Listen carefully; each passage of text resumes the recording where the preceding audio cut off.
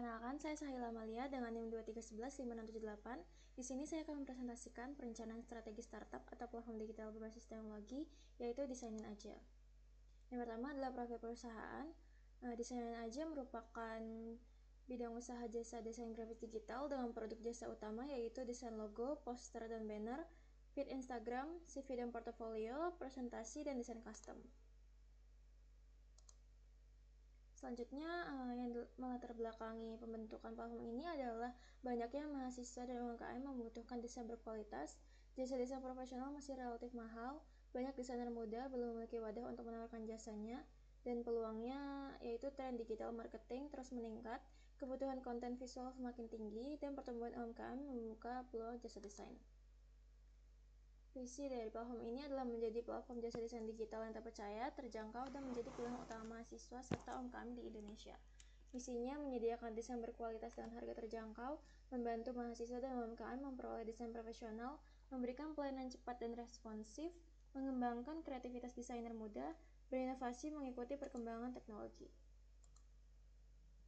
Core values-nya di sini ada kreatif, yaitu menghasilkan desain yang kreatif dan inovatif, affordable, yaitu harga terjangkau untuk semua kalangan, profesional, yaitu pelayanan cepat, ramah, dan berkualitas, inovatif, yaitu selalu mengikuti tren dan teknologi terbaru, kemudian adalah customer oriented, yaitu mengutamakan kepuasan pelanggan. Selanjutnya adalah analisis pastel dari politikal, yaitu dukungan pemerintah terhadap ekonomi kreatif dan digitalisasi UMKM. Selanjutnya dari ekonomik, yaitu pertumbuhan UMKM meningkatkan kebutuhan desain.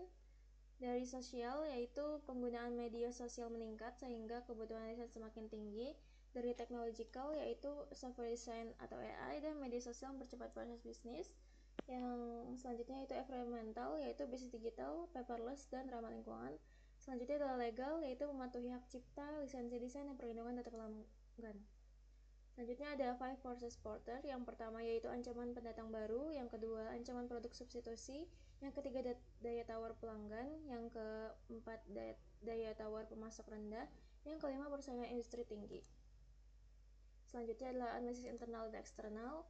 Analisis internalnya dari SDM ada skill design dan kreativitas tim kuat, tapi masih bergantung pada individu.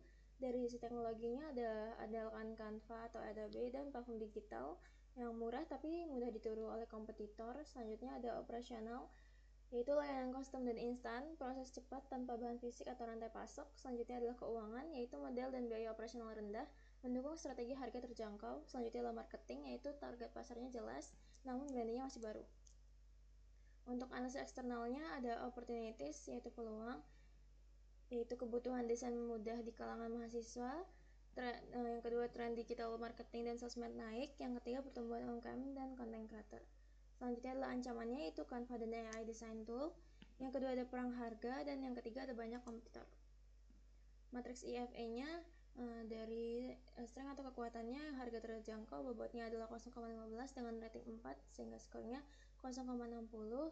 Yang poin kedua yaitu fleksibel dengan bobot 0,15 dengan rating 3 sehingga skornya 0,45. Selanjutnya ada target market jelas dengan bobot 0,10 dan rating 3 sehingga skornya 0,30. Di poin weaknesses ada mudah ditiru kompetitor dengan bobot 0,20 dengan rating 2 dan skor 0,40. Selanjutnya ada bergantung pada skill individu dengan bobot 0,20 dengan rating 2 dan skor 0,40. Selanjutnya ada branding masih baru dengan bobot 0,20 dan rating 1 dan skor 0,20. Totalnya adalah bobotnya adalah 1 dengan skornya 2,35. Skor 23,5 ini sedikit di bawah rata-rata yaitu 2,5, artinya kondisi internal kami masih perlu diperkuat. Selanjutnya adalah matriks EFA. Dari faktor eksternalnya yaitu peluang, ada kebutuhan desain murah di kalangan mahasiswa dengan bobot 0,20 dan rating 4 sehingga skor 0,80. Ada tren digital marketing dan media sosial meningkat dengan bobot 0,15 dan rating 3 dengan skor 0,45. Pertumbuhan UMKM dan content creator dengan bobot 0,15, rating 3 dan skor 0,45.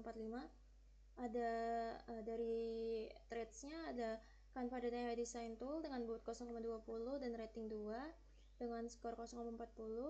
Ada perang harga dengan bobot 0,15 dengan rating 2 dengan skor 0,30. Ada banyak kompetitor dengan bobot 0,15 dan skor 0,30 dengan total bobotnya 1 dan skornya 2,70. Skor 2,70 ini di atas rata-rata sehingga desain aja tuh cukup baik merespon faktor eksternal terutama peluang.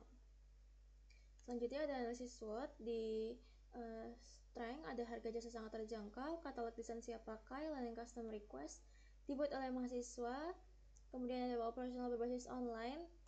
Selanjutnya di weaknesses ada brand belum dikenal luas, jumlah kreator terbatas, belum ada sistem digital yang mapan, kapasitas produksi tergantung waktu kuliah, kemudian minim portofolio dan testimoni.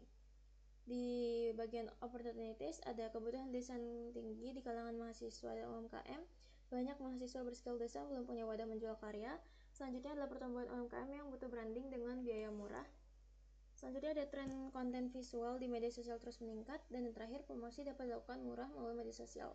Untuk bagian threats-nya yaitu persaingan dengan platform besar, tools desain seperti AI atau AI gratis, kemudian ada resiko ketidakpuasan pelanggan atas hasil custom yang subjektif, kemudian ada ketergantungan pada komitmen kreator mahasiswa. Selanjutnya ada risiko plagiarisme dan penyalahgunaan hasil desain.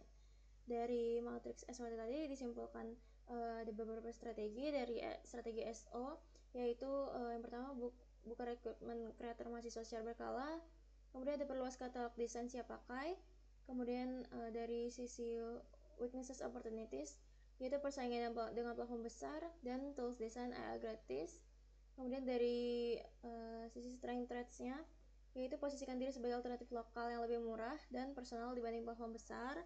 Kemudian ada edukasi pelanggan bahwa sentuhan desain manusia lebih unggul dibanding tools AI gratis. Dan di point weaknesses and threats-nya ada terapkan standar kualitas dan kisi desain agar hasil tetap konsisten meski kapasitas kreator terbatas. Selanjutnya ada fokus dulu ke pasar niche mahasiswa dan UMKM kampus sebelum bersaing di pasar luas.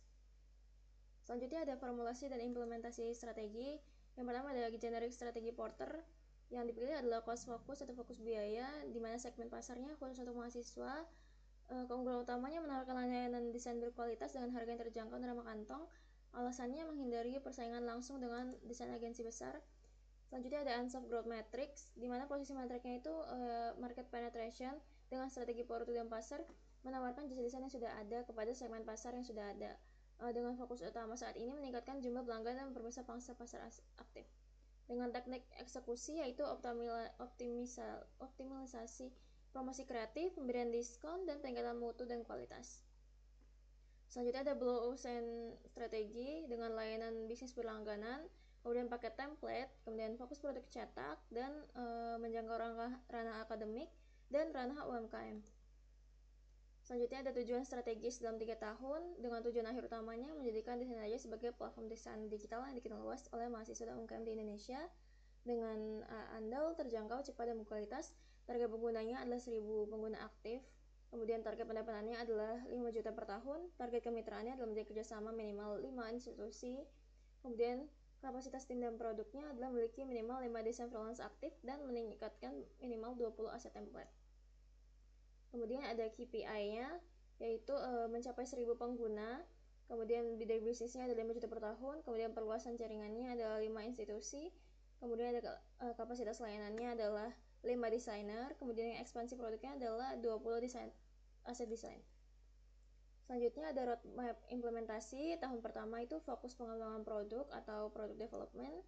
Tahun kedua fokus ekspansi pasar. Dan tahun ketiga fokus diversifikasi layanan. Kesimpulannya, Desain Aja merupakan strategi cost focus dengan menyasar niche market mahasiswa dan UMKM lokal, dimulai dari market penetration di tahun pertama sebelum berkembang ke product development dan market development di tahun berikutnya. Untuk kalau ada persaingan harga yang ketat atau red ocean, Desain Aja menciptakan model bisnis baru berupa desain berlangganan dengan biaya bulanan flat dilengkapi pakai berlangganan akademik khusus yang belum digarap kompetitor. Strategi prioritas yang dijalankan lebih dulu adalah memperkuat konten media sosial, memperluas katalog desain siap pakai, dan merekrut kreator mahasiswa guna mencapai target 3 tahun berupa 1.000 pengguna aktif, pendapatan 5 juta per tahun, kemitraan dengan minimal 5 institusi, serta jaringan 5-10 kreator freelance. Dengan modal awal yang kecil dan permintaan pasar yang konsisten, Desain Aja memiliki peluang keberhasilan cukup baik, asalkan branding terus diperkuat dengan kualitas layanan dijaga konsisten seiring bertumbuhan skala bisnis. Sekian yang dapat saya sampaikan. Atas perhatiannya saya ucapkan terima kasih.